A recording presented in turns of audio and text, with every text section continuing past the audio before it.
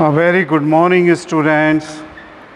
Now in this video, इस video को जो मैं अभी रिकॉर्ड कर रहा हूँ वो है एनाटॉमी ऑफ ब्रेस्ट के बारे में। एनाटॉमी ऑफ ब्रेस्ट बहुत ही इम्पॉर्टेंट क्वेश्चन है, वो फ्रिक्वेंटली एग्ज़ाम में पूछा जाता है। It is a full question और इसका क्योंकि सर्जिकल इम्पॉर्टेंस बहुत ज़्यादा है, जैसा कि मैंने last video lymphatic drainage of breast में भी बताया था। इंडिया के अंदर ब्रेस्ट कैंसर फीमेल्स में सबसे टॉप पे है, इसलिए इसका इम्पॉर्टेंस बहुत बढ़ जाता है। नाउ ये जो लेक्चर है थोड़ा सा लंबा हो जाएगा और किंतु मैं उसको अच्छी तरह से एक्सप्लेन करूँगा जिससे आप समझ सकें।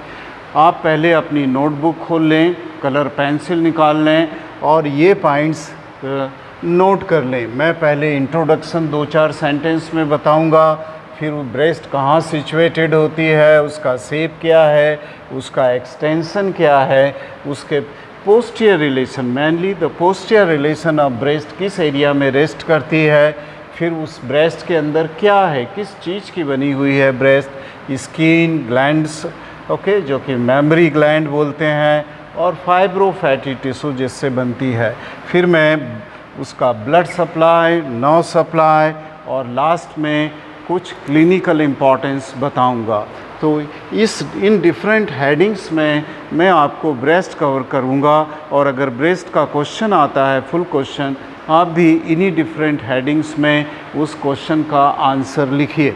तो हम शुरू करते हैं anatomy of the breast. Introduction में मैं बस इतना सा कहना चाहूँगा कि ब्रेस्ट जो है ये एक मॉडिफाइड स्वेट ग्लैंड है। जनरल एनाटॉमी में जब मैंने स्किन का लेक्चर लिया था, शायद हिंदी में ना लिया हो, इंग्लिश में है, प्लेलिस्ट में जाके देखिए, तो स्किन की जो बहुत सारी ग्लैंड्स हैं, एक्सेसरी ग्लैंड, उसमें स्वेट ग्लैंड सबसे इम्पॉर्टेंट है और उस स्वेट ग्लैंड का मॉडिफिकेशन होके फीमेल और मेल के अंदर ब्रेस्ट बनती है। बाद में जब प्यूबर्टी आती है, दैट मीन्स एज ऑफ 12, 13 और 14 ईयर्स ऑफ एज, जबकि फीमेल्स के अंदर सेकेंडरी सेक्सुअल कैरेक्टर अपीयर होते हैं, उस वक्त फीमेल की ब्रेस्ट डेवलप होना शुरू होती है, मेल की रूडिमेंट्री ही रहती है, वो कभी डेवलप नहीं होती है। तो मेल के अंदर ब्रेस्ट होती ज़रूर है पर वो डेवलप नहीं होती है।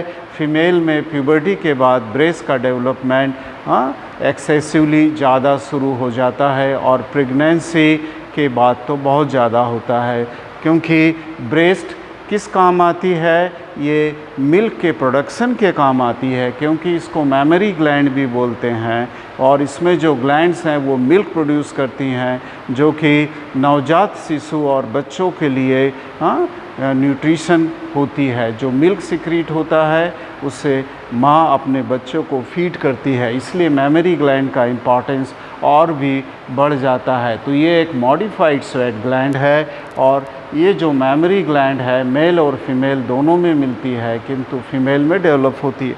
सारांश में आप ये लिख सकते हैं इंट्रोडक्शन में। अब आप आइए दूसरे पॉइंट पे, सिचुएशन। ब्रेस्ट कहाँ होती है? ब्रेस्ट आपने देखा anti aspect of the chest पे होती है, जो कि बाइलेटरल है, राइट और लेफ़्ट साइड दोनों तरफ मिलती है। और ये ब्रेस्ट जो है वो लोकेटेड कहाँ होती है? पेक्टोरल रीजन में। अब आप इस सिचुएशन में ब्रेस्ट और मेमरी ग्लैंड का डिफरेंस समझ लें।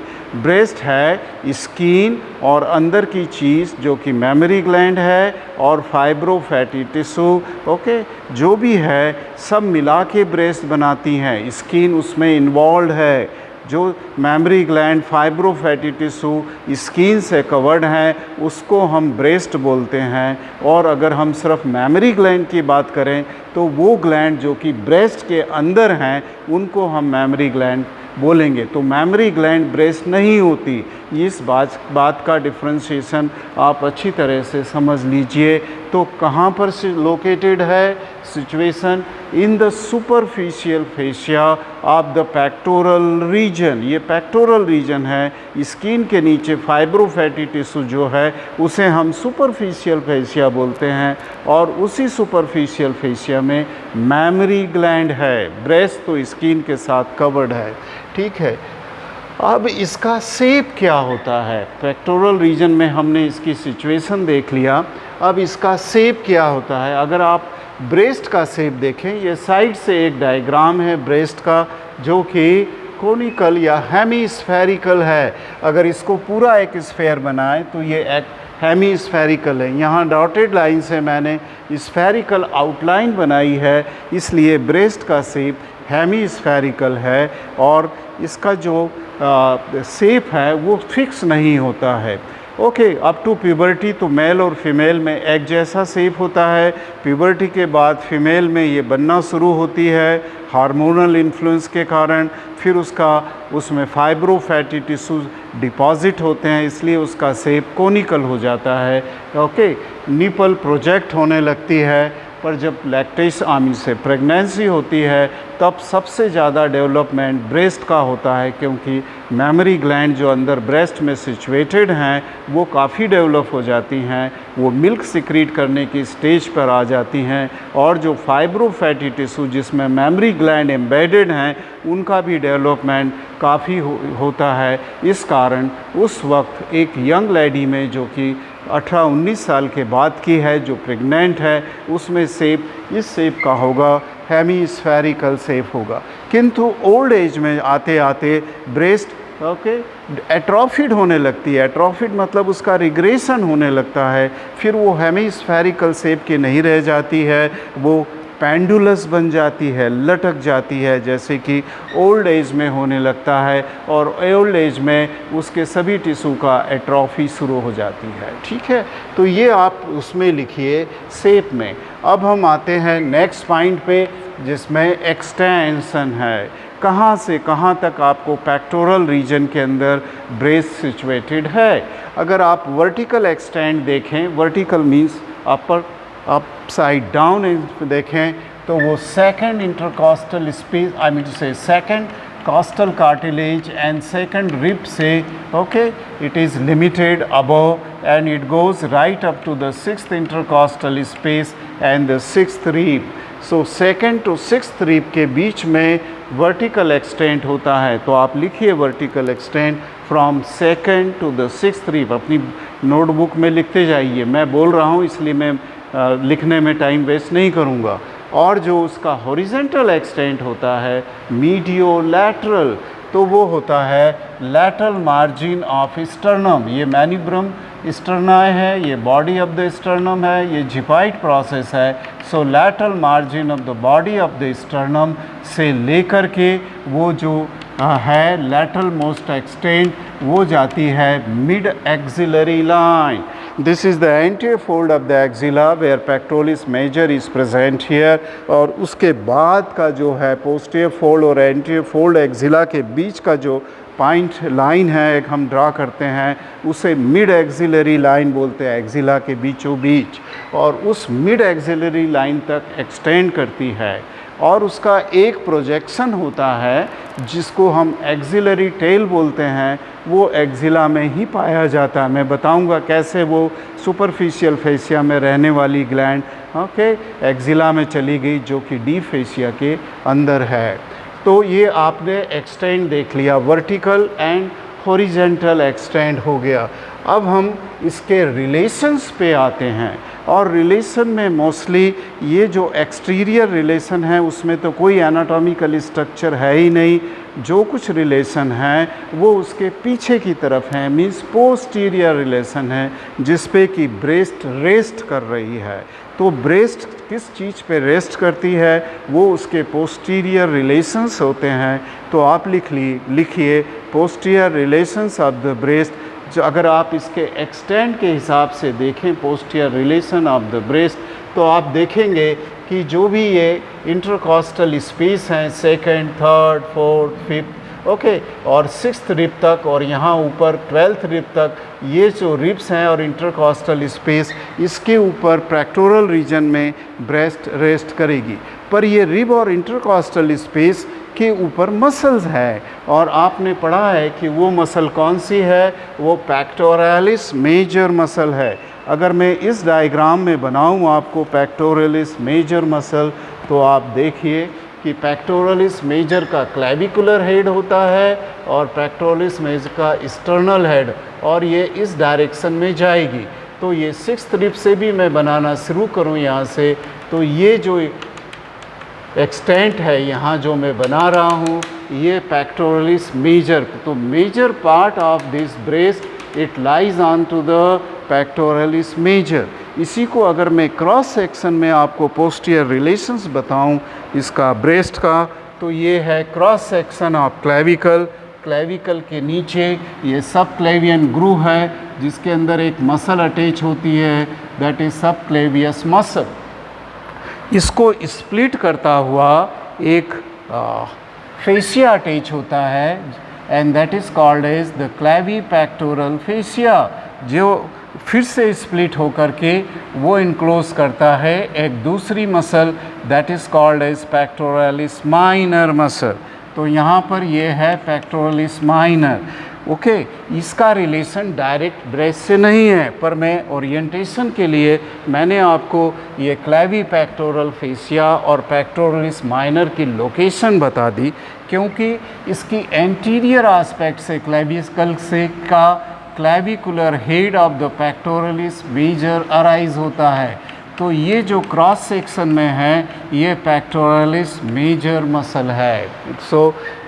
और पेक्टोरलिस मेजर मसल को कवर करता हुआ एक बहुत ही थिन फेसिया होता है जिसे हम डीप फेसिया या द पेक्टोरल फेसिया बोलते हैं, और ये पेक्टोरल फेसिया बाद में एक्सिलरी फेसिया बनाता है जिस पर आकर के ये सस्पेंसरी लिगामेंट जाकर के अटैच होता है। सो ये एक्सिलरी फेसिया है, मैं इसको सॉलिड कर देता हूँ, और ये पेक्टोरल फेसिया है जिसको डीप फेसिया बोलेंगे। ये डीप फेसिया है क्योंकि ये जो ब्रेस्ट और उसकी मेमोरी ग्लैंड और फाइब्रोफैटी टिश्यू हैं वो सुपरफिशियल फेसिया में होते हैं, तो उसके नीचे ये डीप फेसिया है। अगर आपने लेबल नहीं किया है तो ये कर लीजिए, this is pectoralis major. Okay, clavicular head of pect, और नीचे की तरफ जब सेक्शन जाएगा तो एक्सटर्नल हेड भी आएंगे। ओके, क्लेविकुलर तो यहीं ख़त्म हो जाएगा, उसके नीचे ये एक्सटर्नल हेड के ऊपर भी most of the part of it will lie here, और उसको कवर करता हुआ ये जो फेसिया है उसको मैं लेबल देता हूँ पेक्टोरल फेसिया, या तो कहिए deep fascia, deep pectoral fascia. So ये हुआ डीप पेक्टोरल फेसिया जो कि नीचे जाके एक्सिलरी फेसिया, क्योंकि ये एक्सिला है, ये एक्सिला है। तो ये जो रिलेशन है जो कि मेजर रिलेशन है पोस्टीरियर पार्ट का, वो काहे से बना है? पेक्टोरलिस मेजर से बना है।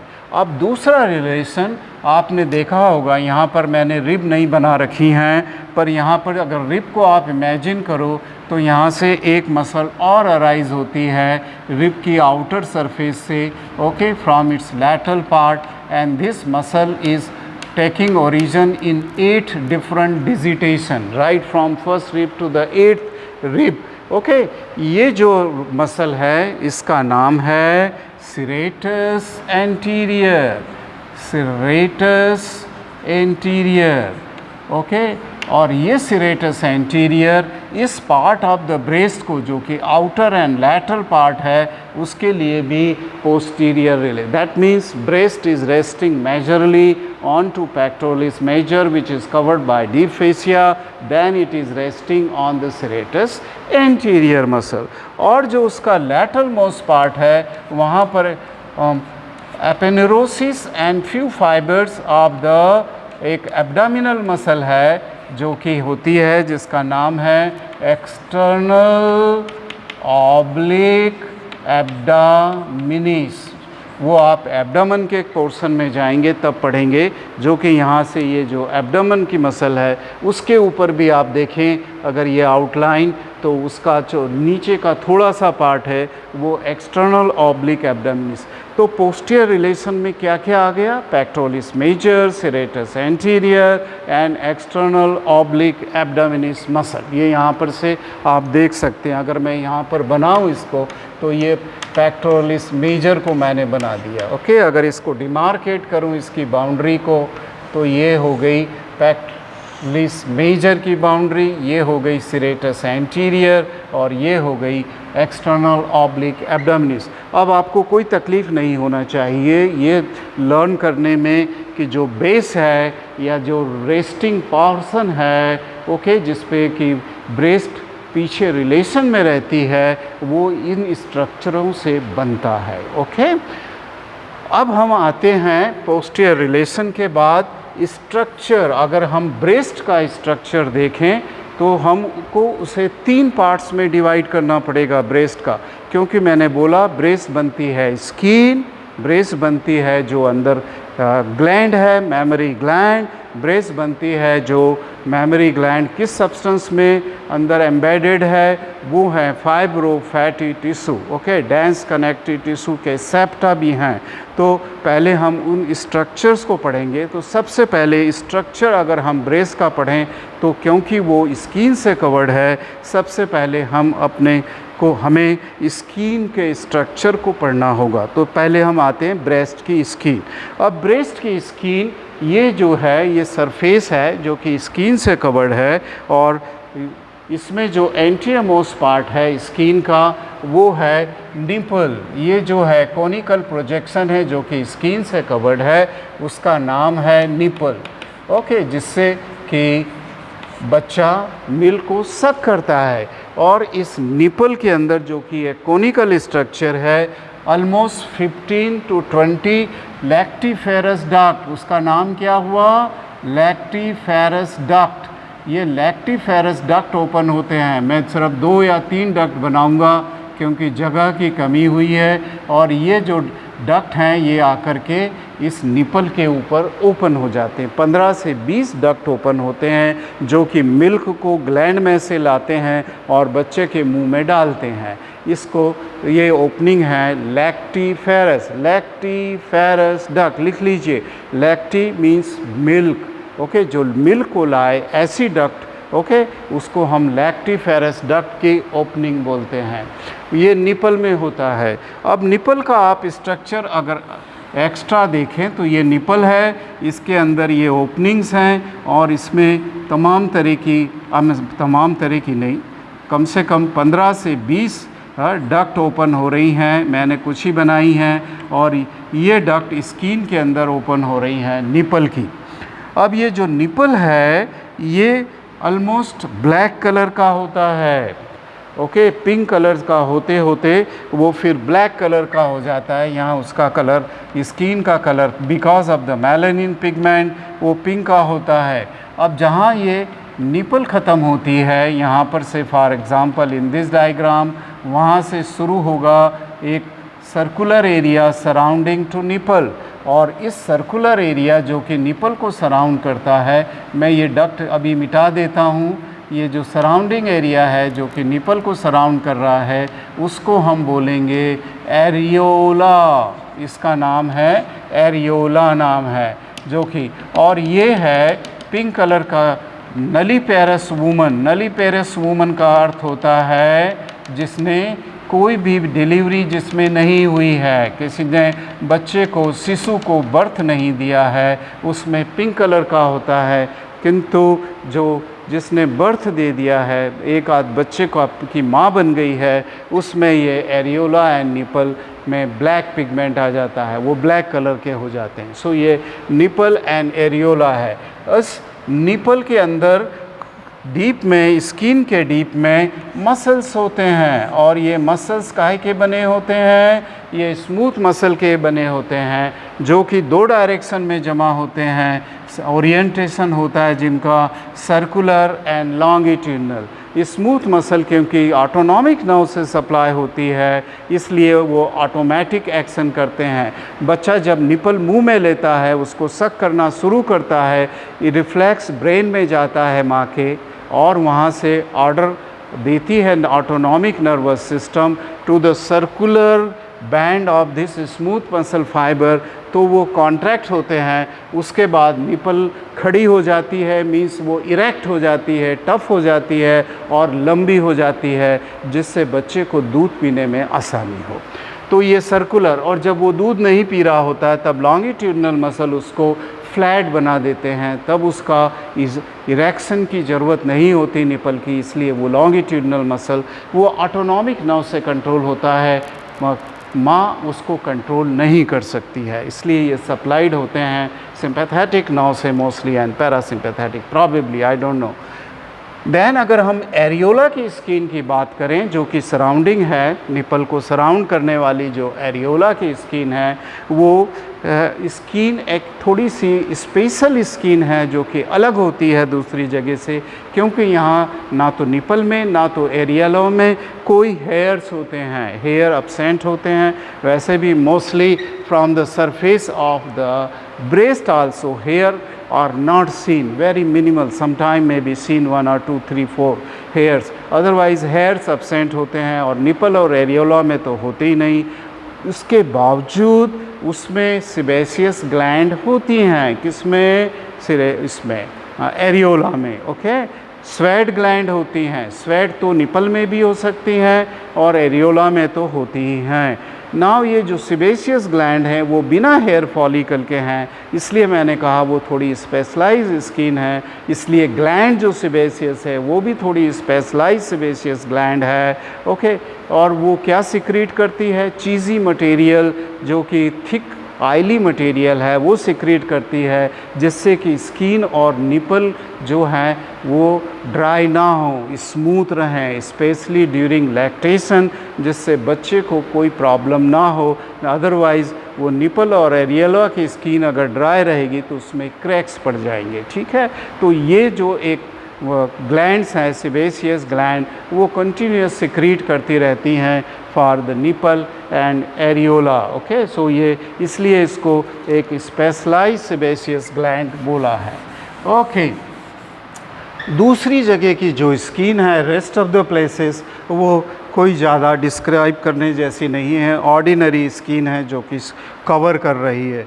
ये कंप्लीट हुआ स्किन। अब हम आते हैं ग्लैंड्स। जो यहाँ पर ब्रेस्ट में ग्लैंड है, ग्लैंड बताने के लिए मैं आपको ये बताऊं कि अब आप इसका एक अपन ने जो सेक्शन है ब्रेस्ट में से पास होता हुआ अपन एक सेक्शन इमेजिन करें कि एक जैसे कि मसल के साथ जो सेक्शन जा रहा है उसको इमेजिन करें, तो आप देखेंगे कि यहाँ पर ये लैक्टिफेरस डक्ट थी, निपल के नीचे ये निपल का एरिया था, वो डायलेट हो गई हैं, ओके। जो 15 से 20 डक्ट थी वो डायलेट हो जाएंगी और डक्ट को अगर ट्रेस करें तो वो अल्टीमेट ग्लैंड्स बना लेंगे यहाँ पर। और ये सिचुएशन कब की है, जब मदर लैक्टेटिंग है मींस मिल्क सिक्रीट कर रही है। मैंने सिर्फ 2 ग्लैंड बनाई है, पर आप इमेजिन करें कि वो 15 से 20 ऐसी ग्लैंड होती हैं, और सिंस ये स्फेरिकल है तो ये ग्लैंड्स रेडिएट होती है। ये निपल है, ये एरोला है, ये ब्रेस्ट की आउटलाइन है, तो ये जो लैक्टिफेरस डक्ट हैं जो कि निपल में ओपन हो रही हैं, उनको अगर पीछे ट्रेस करें तो ये ग्लैंड्स हैं, ओके। मैंने कुछ ही ग्लैंड्स बनाई हैं क्योंकि ये स्पोक्स ऑफ व्हील की तरह रेडिएट होती हैं। डॉटेड लाइन से कुछ डीपर ग्लैंड्स भी बना दी हैं क्योंकि वो सब रेडिएट नहीं है, कुछ एंट्रोपोस्टीरियर भी जाती हैं। इस तरह सब मिला के 15 से 20 ऐसी मैमरी ग्लैंड होंगी। अब इनका नाम क्या है, तो 15 से 20 मैमरी ग्लैंड होती हैं जो कि ब्रेस्ट में प्रेजेंट रहती हैं। अब हम देखें मैमरी ग्लैंड का अंदर का स्ट्रक्चर क्या है। ये जो डक्ट है वो डक्ट जाती है, वो फिर डिवाइड होती जाती है, कई उसकी ब्रांचेस निकलती हैं, और डक्ट के अंदर से जो ल्यूमन है उसमें से मिल्क आता है, और उनकी जो टिप है डक्ट की, उसके ऊपर ग्लैंडुलर टिश्यू होता है, दैट मीन्स सिक्रीटरी पार्ट होता है जो कि एल्वुलाई या उसको एसिनाई बोलते हैं, जिनके सेल एक्चुअल मिल्क प्रोड्यूस करते हैं। फिर वो छोटी छोटी डक्ट से interstitial duct, striated duct, interlobular duct होते होते फिर वो मेजर डक्ट पे आ जाती हैं, और यहाँ पे उस डक्ट का एक डायलेटेशन होता है जो कि एरियोला की स्किन के डीप में होता है, और उसको हम लैक्टिफेरस साइनस, ये डक्ट तो लैक्टिफेरस डक्ट थी, अब इसको हम बोलेंगे लैक्टिफेरस साइनस। साइनस इसलिए बोला कि वो डायलेटेड स्पेस है जिसमें मिल्क आकर के इकट्ठा होगा और बच्चा फिर उसको सक करेगा। और ये कहाँ होती हैं 15 से 20 लैक्टिफेरस साइनस, ये एरियोला की स्किन के नीचे होती हैं।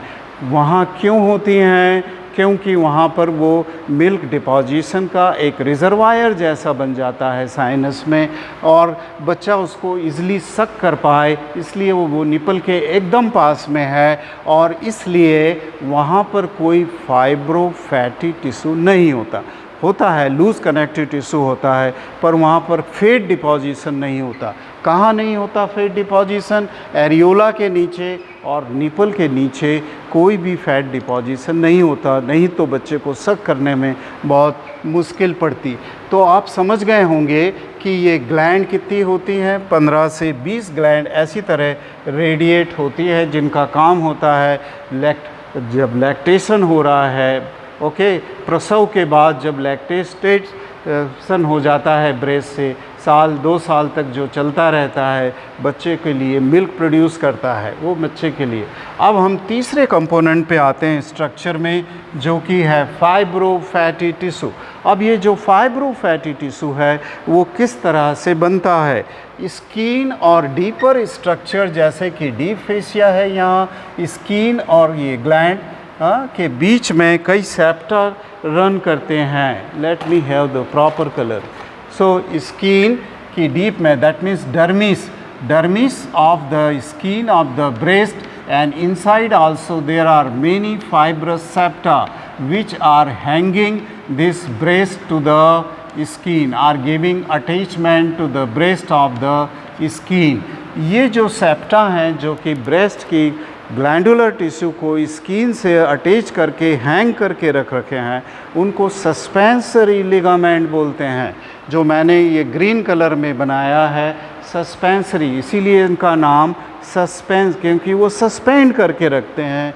ये सस्पेंसरी लिगामेंट हैं जो कि इंटरनल स्ट्रक्चर जो ग्लैंड का है उससे अटैच होके डर्मिस को अटैच होते हैं। हाँ, और ये इमेजिन करिए, रेडियल डायरेक्शन में इमेजिन करिए, सभी दूर फैले होते हैं स्किन को। ओके, पर सबसे ज़्यादा जो ऊपर के लिगामेंट्स हैं सस्पेंसरी लिगामेंट, वो ज़्यादा स्ट्रांग होते हैं क्योंकि उन्हें एंटी ग्रेविटी डायरेक्शन में उसको हैंग करना होता है। तो ये हुआ फाइब्रस स्ट्रोमा और सस्पेंसरी लिगामेंट। उसके बाद जो तीसरा कंपोनेंट आता है इसके अंदर है वो है फाइब्रो फैटी टिश्यू। अभी मैंने बोला था कि उसमें बहुत सारी फैट इकट्ठा होना शुरू करती है प्यूबर्टी के बाद, और प्रेगनेंसी में तो बहुत ज़्यादा फैट इकट्ठा हो जाती है। तो ये सब फाइब्रो फैटी टिश्यू यहाँ पर अटैच, आई मीन टू से इस स्पेसिस में भरे होते हैं, जिसके अंदर ग्लैंड प्रेजेंट है, जिसके अंदर फाइब्रो फैटी टिश्यू प्रेजेंट है। Except the nipple and areola में ये फैट नहीं होती, बाकी सब दूर ये फाइब्रो फैटी टिश्यू होते हैं, फाइब्रो फैटी टिश्यू होते हैं। ठीक है, तो ये था structure of breast in very short. In histology you will learn in great detail. Okay, अब ये जो फाइब्रो फैटी टिश्यू हैं, ओके, ये जो है यहाँ पर जैसे ख़त्म हो गए, उसके नीचे और इसके डीप फेसिया के बीच में क्या होता है? इसके अंदर होते हैं लूज कनेक्टिव टिश्यू की लिगामेंट से लूज कनेक्टिव टिश्यू होता है। दैट मीन्स ये जो डीप फेसिया पेक्टोरिस मेजर को कवर कर रहा है और ब्रेस्ट के बीच में ये लूज कनेक्टिव टिश्यू होता है। इसको बोलते हैं स्पेस, रिट्रो मेमोरी स्पेस।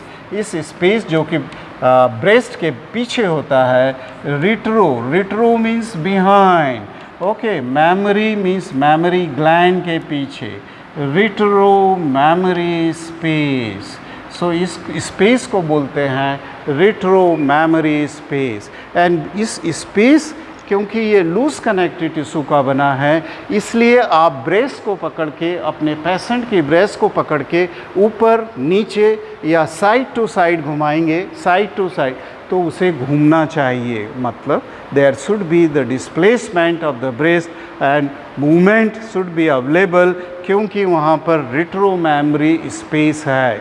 पर वो कैंसर में नहीं होगा। कैंसर की को जब एग्ज़ामिन करता है सर्जन, तब वो ब्रेस्ट को पकड़ के सब डायरेक्शन में घुमा के देखता है कहीं ब्रेस्ट का ट्यूमर या मास अंदर तो नहीं चला गया है, पेक्टोरिस मेजर या डीपर स्ट्रक्चर को तो पेनिट्रेट नहीं, अगर पेनिट्रेट किया तो वो मूव नहीं होगा। ये बहुत ही इम्पॉर्टेंट एस्पेक्ट है रिट्रो मेमोरी स्पेस का।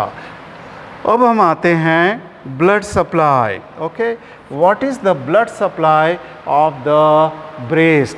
अगर मैं यहाँ पर एक ब्रेस्ट और बना लूँ तो मैं ब्लड सप्लाई बता सकता हूँ। सो ये जैसे एक ब्रेस्ट है, मैंने ड्रा किया, ये है स्टर्नम, ओके, ये है क्लेविकल, बहुत जल्दी जल्दी में बना लिया है, ये मैनिब्रो स्टर्नाई है, ये जिपाइट प्रोसेस है, ये निपल है, ये एरियोला है।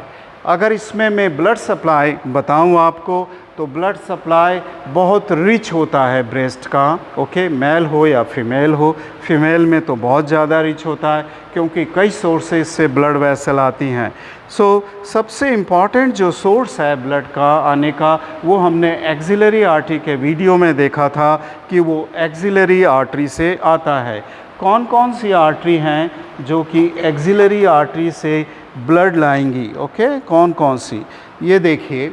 सबसे पहले जो एक्सिलरी आर्टरी से आएगा ब्लड वो आएगा सुपीरियर थोरेसिक, जो कि फर्स्ट ब्रांच है एक्सिलरी आर्टरी की। फिर थोरेको एक्रोमियल से भी ब्लड आएगा, ओके, जो कि 4 में डिवाइड होता है, क्लेविकुलर, एक्रोमियन, डेल्टॉइड, पेक्टोरल। ये पेक्टोरल की जो ब्रांचेस हैं वो ब्रेस्ट को सप्लाई। सेकंड ब्रांच लिख लीजिए, नाम मैं नहीं लिख रहा हूँ, टाइम कम है। थोरेको एक्रोमियल की ब्रांच, पेक्टोरल ब्रांच, वो भी ब्रेस्ट को सप्लाई करेगी। सुपीरियर थोरेसिक जो कि फर्स्ट पार्ट ऑफ और थोरेको एक्रोमियल सेकंड पार्ट से निकला। एक और ब्रांच आई जो कि सेकंड पार्ट से निकली एक्सिलरी आर्टरी की, वो है लैटरल थोरेसिक। ये सबसे ज़्यादा इम्पॉर्टेंट ब्रांच है। सारा सबसे ज़्यादा ब्लड लैटरल थोरेसिक से फीमेल ब्रेस्ट के अंदर आता है। तो ये हुई एक्सिलरी आर्टरी की ब्रांचेस जो कि ब्रेस्ट को एक्सिलरी आर्टरी लिखिए, उसे अंडरलाइन करिए, उसमें 3 ब्रांचेस लिखिए। जो उसके बाद अब दूसरी ब्रांच पे आइए।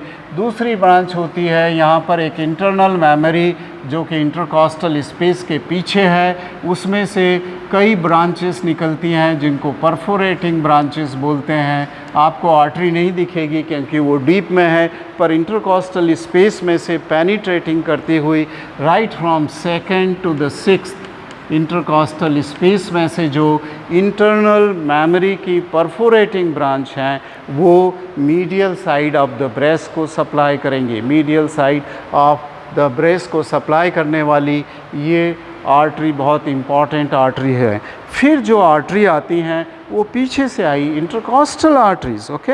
एंड इंटरकॉस्टल आर्टरी अगर मैं ड्रा करूँ यहाँ तो ये हुई रिब, और ये रिब के साथ साथ ये जो एंट्री एस्पेक्ट पे ब्रेस्ट तो यहाँ पे है, ये मैंने ब्रेस्ट ड्रा करी है, दिस इज़ द ब्रेस्ट, और ये इंटरकॉस्टल स्पेस है। यहाँ जो है पोस्टीरियर इंटरकॉस्टल आर्टरी सपोज आ रही है, उसकी लैटरल ब्रांच होती हैं, और ये जो लैटरल ब्रांच हैं पोस्टीरियर इंटरकॉस्टल आर्टरी और anterior perforating artery also along with this internal memory, they are the also a important source। तो इसको क्या लिखोगे आप? Intercostal artery, posterior intercostal artery की ब्रांचेस जो वो भी इसको सप्लाई करेंगी। तो ये इस तरह से हमने देखा कि इसका जो ब्लड सप्लाई है this is coming from many sources, it is coming from that's why the breast is very rich in the blood supply. Let us come to the nerve supply. Nerve supply जो होता है that is through the to the skin mainly, and अंदर की जो gland है उसको sympathetic nerve supply करेगी, blood vessel को सिंपैथेटिक नर्व सप्लाई करेगी। जो मसल मैंने बताया स्मूथ मसल, ग्लैंड को नहीं करेगी क्योंकि gland is not under the control of nerve secretion, it is a hormonal control, okay. Hormonal control के कारण सिक्रीशन होता है, नर्व के स्टिमुलेशन से सिक्रीशन नहीं होता। पर वो जो ब्लड वेसल्स हैं ग्लैंड के आसपास उनको सप्लाई करती है, सिंपैथेटिक नर्व का इनर्वेशन होता है, ओके। और जो दूसरी है नर्व जो कि स्किन को सप्लाई करती हैं वो सेंसरी नर्व्स हैं, वो सोमैटिक नर्व है, वो सोमैटिक, वो ऑटोनॉमिक नर्व है। तो कौन सी सोमैटिक नर्व है जो कि पेन, टच, टेम्परेचर को स्किन ऑफ द ब्रेस्ट से ले जाएंगी? वो हैं 2nd to 6th intercostal nerve, जो कि anterior branch, perforating branch and the lateral perforating. इसी तरह अगर मैं यहाँ नर्व ड्रा करूँ तो इंटरकॉस्टल नर्व ऐसी आती है, वो भी लैटरल ब्रांच देती है, ये वाली ब्रेस्ट को सप्लाई करेगी, और ये एंटीरियर परफोरेटिंग ब्रांच भी आएंगे। So the intercostal nerve from 2nd to the 6th, लिख लीजिए अब, 2nd to the 6th they will supply the skin, it will supply to the skin. पर ये उसके साथ सिंपैथेटिक नर्व के फाइबर्स भी अपने साथ ला रही हैं पीछे से सिंपैथेटिक चेन में, जो कि ब्लड वेसल्स को सप्लाई करेंगी, स्मूथ मसल ऑफ निपल को सप्लाई करेंगी। ओके, सो ये जो है ये इसकी नर्व सप्लाई हुई। निपल जो है स्किन की सप्लाई, सिंपैथेटिक नर्व सप्लाई की, is very sensitive. Nipple is very rich in the sensory nerve supply, because as soon as the child takes the nipple in the mouth, immediately the sensation they go, a lot of sensation they go to the brain, and that is needed for the erection of the nipple. Okay, erection of the nipple. ये हुआ nerve supply. Let us come to the clinical application of the breast. Most of the clinical application मैंने lymphatic drainage of breast के video में डाला है, पर यहाँ पर अगर आप लिम्फेटिक ड्रेनेज अब क्लिनिकल एप्लीकेशन देखें तो first and most important clinical application is the cancer of the breast, tumour of the breast. Tumour में भी of 2 types, A benign tumour जो कैंसरस नहीं है, पर एक गठान है ब्रेस्ट के अंदर वो कैंसरस नहीं है, उसको बिनाइन ट्यूमर बोलते हैं। पर जो गठान कैंसर वाली होती है उसको कार्सिनोमा बोलते हैं। और ये जो कैंसर है ये मोस्टली कहाँ से अराइज होता है? डक्ट में से अराइज होता है। उसकी जो एपिथेलियम है जो कि लाइन कर रही है डक्ट को, उसमें से most of the cancer they arise, and most of the time ये जो है कैंसर ये अपर एंड लैटरल क्वाड्रेंट में होता है। अपर जहाँ पर कि एक्सिलरी टेल है, जो मैं भूल गया बताना कि ये जो एक्सिलरी टेल ब्रेस्ट का पार्ट है वो तो सुपरफिशियल फेसिया में है, पर ये डीप फेसिया, पेक्टोरल फेसिया को पेनिट्रेट करके एक्सिला में प्रोट्रूड हो जाता है, और उस वक्त ये एक्सिलरी टेल है वो डीप फेसिया के डीप हो जाती है। ओके, सो ये पार्ट जो है इसमें सबसे ज़्यादा कैंसर होते हैं, और जब कैंसर होता है तो वो स्प्रेड होना शुरू होता है, जो कि हमने देखा कि फिर वो अगर पीछे स्प्रेड हो रहा है पीछे, तो ये ब्रेस्ट फिक्स हो जाएगी। ओके, वो लिम्फ नोड्स में स्प्रेड होगा। Okay, that is given into the video of the lymphatic drainage, right. So ये हुई एक इम्पॉर्टेंट अप्लाइड एनाटमी। अगर मैं जल्दी से दूसरी अप्लाइड एनाटमी ब्रेस्ट की बोलूँ, कभी कभी ये निपल अब्सेंट होती है और कभी कभी ये निपल बहुत सारी हो सकती हैं। वो एक मिल्क लाइन होती है जो कि एक्जिला से लेके ये रूट ऑफ द थाई जिसको ग्रॉइन रीजन बोलते हैं, यहाँ पर एक मिल्क लाइन होती है, उसके अलॉन्ग कई निपल मिल सकती हैं, ब्रेस्ट भी डेवलप हो सकती है।